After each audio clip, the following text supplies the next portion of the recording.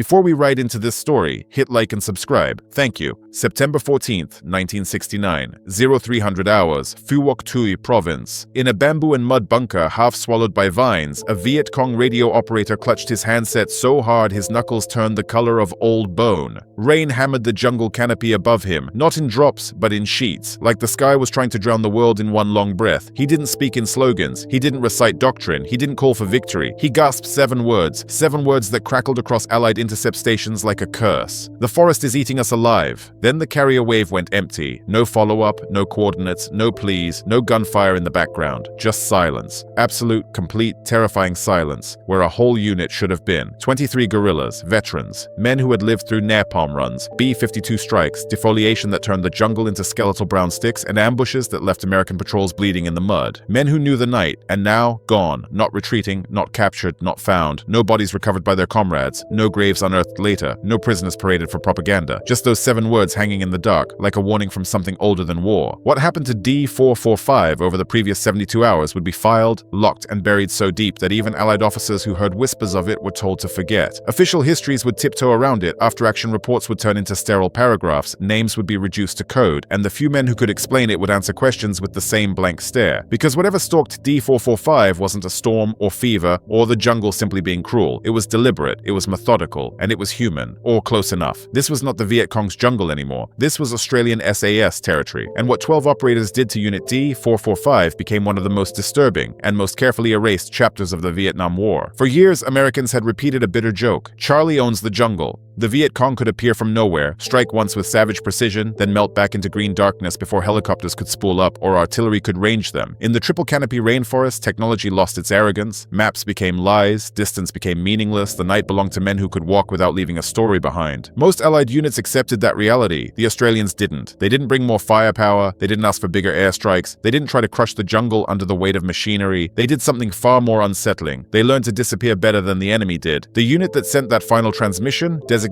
D445 in Viet Cong records, wasn't a militia band. They were hard men from an experienced regiment, survivors of major operations, disciplined enough to march for days without complaint, violent enough to execute village officials and vanish before dawn. Their commander was known by a nom de guerre that never translated cleanly, something like Brother Min. Mid-30s, political officer, 6 years evading capture, the kind of man who could watch a boy hesitate with a rifle and correct him without raising his voice. His fighters feared few things. They were about to learn the difference between fear and helplessness. The first vanishing. It began at dusk on September 11th. The column was moving through thick growth near the long high hills, terrain that looked the same in every direction. Wet leaves, black mud, roots like ribs, trees that seemed to twist toward you when you weren't looking. A scout went ahead, then didn't come back. That by itself wasn't shocking. Scouts got turned around. Scouts stepped on mines. Scouts encountered patrols. Scouts died. Brother Min halted the unit. He waited. He listened. No shots, no explosion, no shout carried through the trees. Only jungle sounds, frogs, insects, the constant whisper of wet foliage. Min sent 2 men back along the trail to find the scout. They vanished too. Still no noise. That was when the unit's confidence first cracked. Not because men disappeared, but because the jungle offered no explanation. War was supposed to be loud. Even death usually left an echo. This didn't. Brother Min told himself it was coincidence. A booby trap, a hidden pit, a silent knife. Something ordinary. What he didn't know, what he couldn't have known, was that his unit hadn't been alone for nearly 3 weeks. For 19 days, a 4-man Australian SAS recon team had been shadowing D445 under a radio silence so strict they hadn't transmitted a single message. Not one, no updates, no check-ins, no all good, nothing that might betray them. They had watched D445 eat, watched them sleep, watched them argue quietly over the best route, watched them scratch mosquito bites until their skin bled. The Australians learned details that don't show up on intelligence briefs. Which man snored, which man chewed betel nut until his teeth looked painted red, which fighter always woke twice in the night to urinate, which sentry grew lazy in the last hour before dawn. 19 days wasn't a chase, it was preparation. American doctrine in Vietnam leaned on volume, artillery, helicopter gunships, airstrikes, search and destroy sweeps that bulldozed through terrain like fists. Australian SAS doctrine was a different species entirely. Their patrols moved so slowly through jungle that they might take most of a day to cover a few hundred meters. They didn't use trails, they avoided snapping branches. They stepped where roots would hide prints. They didn't talk, they didn't smoke.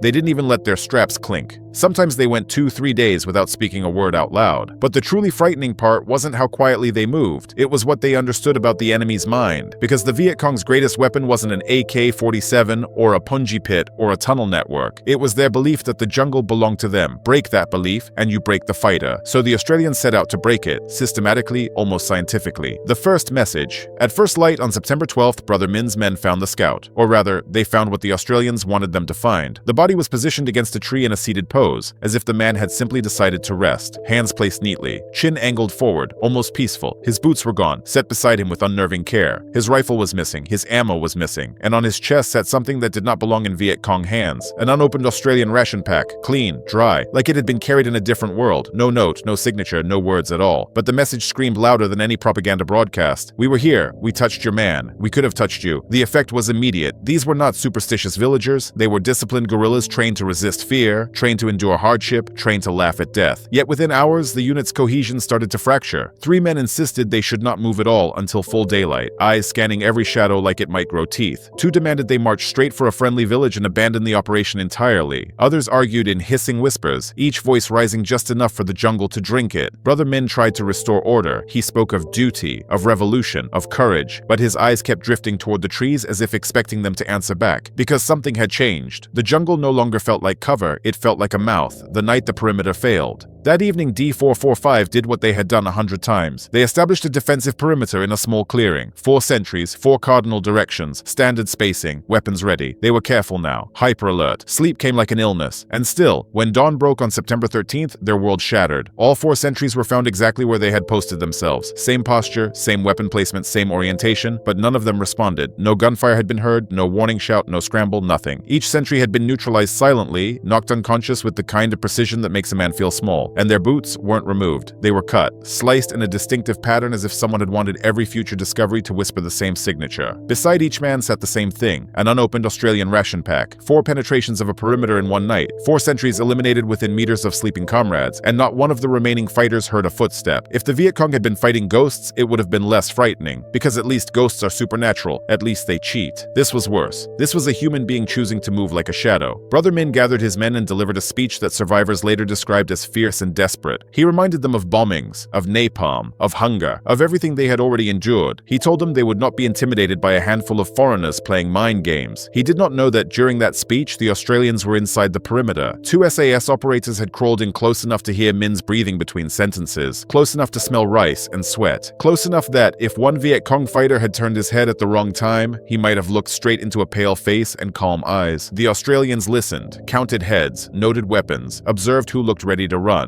Then they left, without disturbing a leaf. Brother Min's most defiant moment had been delivered to an audience that included his hunters. The technique with no name among SAS operators. There was a method some men described with a grin that never reached the eyes. It wasn't taught like a drill. It wasn't written in manuals. It was learned in the field, refined by old hands, and according to rumor, borrowed from Aboriginal tracking practices that treated patience like a weapon. The concept was simple and cruel. A frightened human becomes hypervigilant. He strains to hear. He fills silence with imagined sound. So you feed him just enough reality to make his imagination do the rest. That night, September 13th, D445 began to unravel. A branch moved where no wind existed. A whisper slid between raindrops. A shape appeared at the edge of peripheral vision, then vanished when stared at directly. A soft scuff of soil that might have been nothing, except nothing doesn't happen that precisely. The guerrillas fired into shadows. They challenged darkness. They shouted into empty trees. And each time they did, the jungle answered with nothing. No return fire, no target, no proof. Only the endless sensation of being watched. By midnight, men were sweating in the cool rain, hands shaking, eyes burning. Every insect wing beat sounded like a footstep. Fear does something particular to the human brain. It makes you believe your senses are betraying you. That is where panic begins. Not when you see danger, but when you can no longer trust what you see. The Australians didn't just attack bodies, they attacked reality. The monsoon arrives. Then the rain changed. Monsoon rain isn't weather, it's an event. It turns the jungle into something that feels alive and angry. Water pours down so hard it becomes a curtain. Visibility collapses to a few meters. The sound is a constant roar that drowns everything else. Most units, on both sides, paused operations in monsoon downpours. Moving was slow, miserable, and dangerous. But the Australians had trained for monsoon movement. They knew the noise of rain could hide footfalls. They knew reduced visibility favored small teams. They knew men huddled against storms let their guard down, because surely no sane enemy would move in this. That assumption killed D445. During the storm of September 14th, the hunt reached its final stage.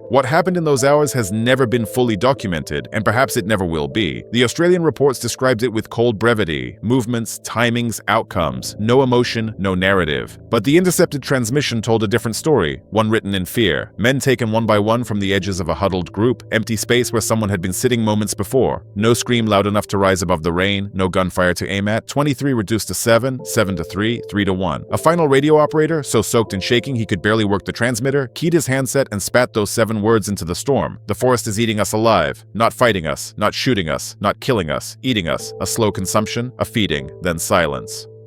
Aftermath without bodies. Later, Allied analysts listened to the recording in rooms that smelled like stale coffee and wet paper. They rewound it again and again. They didn't like the way it sounded, because it didn't sound like battle. It sounded like a man describing an animal attack he could not see. American intelligence officers had a complicated reaction when they finally learned which unit had been operating in that patch of jungle. On one hand, it was extraordinary. A 12-man SAS patrol, 2 6-man teams coordinating without chatter, had erased an enemy unit over 72 hours without air support, without artillery, without the machinery that American operations relied on. On the other hand, something about it made hardened officers uneasy. The cut boots served no obvious tactical purpose. They were a message, a calling card, a warning to any unit that found them later. The ration packs, left like offerings, felt ritualistic to American eyes, like something from a darker story than war. The careful positioning of bodies, when bodies were found at all, seemed designed for psychological impact more than necessity. And then there were the questions the Australians simply refused to answer. When American officers attempted to debrief the SAS teams, they hit a wall of polite silence. Dates and locations could be confirmed, force numbers could be discussed, but how, why, and what exactly happened were met with the same calm reply: "You wouldn't do it our way." One Australian sergeant, legend says, finally grew tired of the questioning and told an American colonel something close to this: "We didn't come here to fight the jungle, we came here to become it." The colonel didn't find that reassuring. What made the moment worse, what turned discomfort into humiliation, was the comparison it forced. The United States had poured vast resources into Vietnam, 500,000 troops at the peak, technology no other nation could match, money without end. And yet these quiet Australians, never more than a few hundred SAS operators in country at a time, were achieving results that made even elite American units look clumsy by comparison. Not because Americans lacked courage, because Americans were trying to overpower the jungle, while the Australians were trying to disappear inside it. How hunters were built. The origins of the so-called jungle ghosts weren't mystical, they weren't supernatural, they weren't born from madness, they were built, deliberately. After World War II, Australian planners faced a reality that shaped their military identity. Australia would never match the manpower of superpowers. It would never fund war at industrial scale. It couldn't afford to win by quantity, so it invested in quality, the creation of operators so skilled that a small team could do the work of a much larger force. Selection was brutal. Candidates were tested not only for strength, but for independence, patience, and an ability to remain functional when hungry, exhausted, wet, and afraid. Most failed, many quit, a few remained. But the truly unique piece, the one American analysts quietly struggled to accept, was the depth of Australia's relationship with indigenous tracking knowledge. Aboriginal trackers weren't treated as curiosities, they were teachers. They taught patience like it was a muscle. They taught reading ground the way most people read print. Tiny disturbances, broken stems, a scuffed patch of leaf litter that told a story if your eyes were trained to listen. They taught how to move through terrain without arguing with it. The SAS operators who absorbed that training learned something that feels almost impossible until you watch it. A human can be taught to move so carefully, so deliberately, that he becomes less like a soldier and more like a part of the environment. Not just camouflaged, integrated. The Viet Cong lived in the jungle. The Australians learned to make the jungle live through them, and that created a paradox the Viet Cong could not solve. If the forest itself could stalk you, where do you run? The ethical shadow. There is a reason stories like D445 remain controversial. Effectiveness is seductive. It makes people forgive methods they would otherwise condemn. It makes ugly things feel justified. Supporters argue that the Australian way saved lives. Every enemy fighter eliminated quietly was one less mine on a road, one less ambush on a convoy, one less rocket launched at a firebase. Fear multiplied the effect. A unit that believes the jungle has turned against it becomes combat ineffective long before it dies. Critics argue the opposite, that terror as a tool corrodes the humanity of those who wield it, that the deliberate theater, the cut boots, the offerings, the careful staging was not required to win, only to break minds. And once you normalize breaking minds, the war never truly ends for anyone involved. Interestingly, most SAS veterans don't participate in these debates. When asked, many offer neither pride nor shame, only a flat acceptance. They did what was necessary. Their mates came home. Everything else is for people who weren't there. And yet, the psychological cost of becoming a hunter does not evaporate just because it was effective. Many who served carried wounds that didn't show. Some struggled to live in normal rooms after living for weeks as ghosts among trees. Because the skill that keeps you alive in the jungle, control, silence, detachment, does not always translate back into ordinary life. The legacy of 7 words. Phuoc Tuy Province eventually regrew over fire bases and scars. War machinery rusted, trails vanished. The jungle, as it always does, reclaimed everything. But the legend didn't die. It seeped outward, quietly, into special operations doctrine around the world. The emphasis on patience over firepower, on psychological dominance, on learning terrain not as an obstacle, but as a partner. Modern units across many nations began incorporating fragments of what the Australians demonstrated, that small teams, properly trained, could reshape an entire battle space. Not through spectacle, but through fear, precision, and invisibility. And at the center of the legend, those 7 words remained like a bruise you can't stop pressing. The forest is eating us alive. The radio operator who said them was never identified. His body was never recovered. His exact fate is unknown. But his message outlived him, not because it was poetic, though it was, because it captured something primal. The moment a human realizes he is no longer the apex predator, the moment he understands he is not being fought, he is being hunted. The Australians didn't write that phrase in ink. They wrote it in silence, in footprints that didn't exist, in men who vanished without a scream above the rain, in ration packs left like cold jokes beside fear. And when they returned to Unit D445, they didn't give speeches, they didn't celebrate, they cleaned weapons, ate hot food, wrote brief reports, and began preparing for the next patrol, because the jungle was vast and there were always more units moving through it who believed it belonged to them. In villages across Phuoc Tuy, some elders would later speak of that season in lowered voices. They didn't talk about helicopters or bombs. They talked about nights when the trees felt wrong, when men walked into the forest and simply didn't come back. Not ghosts in the supernatural sense, human ghosts, men who trained themselves until the line between body and environment blurred. The Viet Cong called them jungle ghosts, but ghosts are magic. What those Australians became was something far more unsettling, because it was achievable. It was training, discipline, method, patience. It was the predictable result of professionals committing completely to a craft, and it left behind a warning that still matters in every war, in every jungle, in every place where humans convince themselves they understand the terrain. Technology doesn't always win. Numbers don't always win. Firepower doesn't always win. Sometimes what wins is the willingness to become something your enemy cannot comprehend, something that doesn't fight the environment, but uses it. On a monsoon night in September of 1969, the Viet Cong learned that lesson in the most intimate way possible. They didn't feel defeated, they felt consumed. And somewhere in the roaring rain, beneath the choking canopy, the jungle kept moving, patient, methodical, relentless, as if it was hungry, and someone had finally taught it how to feed.